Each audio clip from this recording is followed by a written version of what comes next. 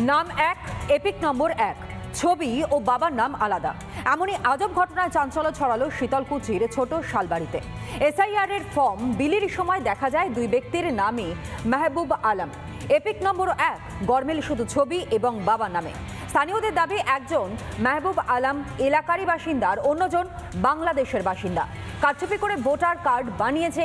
খবর পেয়ে ঘটনাস্থলে যায় শীতলকুচি থানার পুলিশ এবং অভিযুক্ত ব্যক্তিকে থানায় নিয়ে যায় পুলিশ।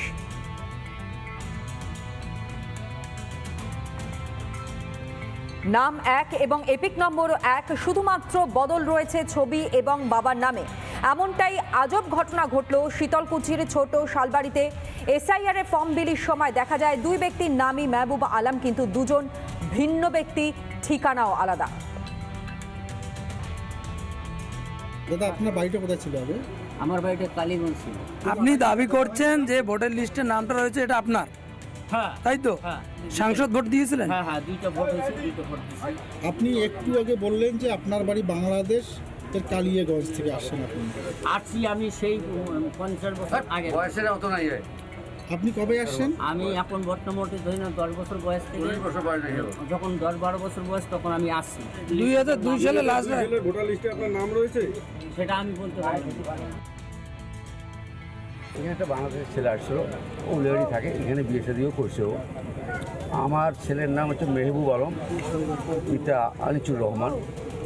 ওই ভোটের ফটোটার এসএল নাম্বারটা ও ডুপ্লিকেট করে ওর নিজের নামটা ওই মেহবুব আলমে দিছে। ওর কোনো প্রকৃত নাম নেই, ওর নামটা মেহবুবই ঠিক আছে, কিন্তু বাবার নামটা দিছে হোসেন আলিমি।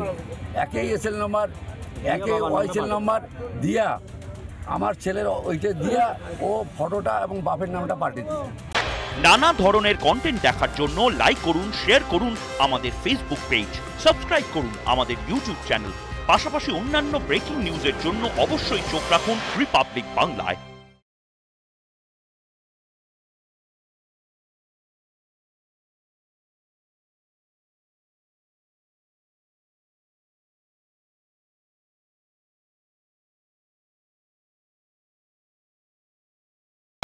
নানা ধরনের কন্টেন্ট দেখার জন্য লাইক করুন, শেয়ার করুন আমাদের ফেসবুক পেজ, সাবস্ক্রাইব করুন আমাদের ইউটিউব চ্যানেল।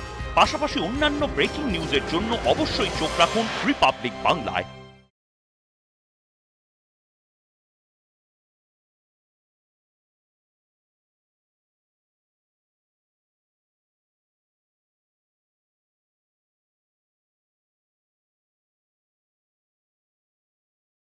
নানা ধরনের কন্টেন্ট দেখার জন্য লাইক করুন, শেয়ার করুন আমাদের ফেসবুক পেজ, সাবস্ক্রাইব করুন আমাদের ইউটিউব চ্যানেল। পাশাপাশি অন্যান্য ব্রেকিং নিউজের জন্য অবশ্যই চোখ রাখুন রিপাবলিক বাংলায়।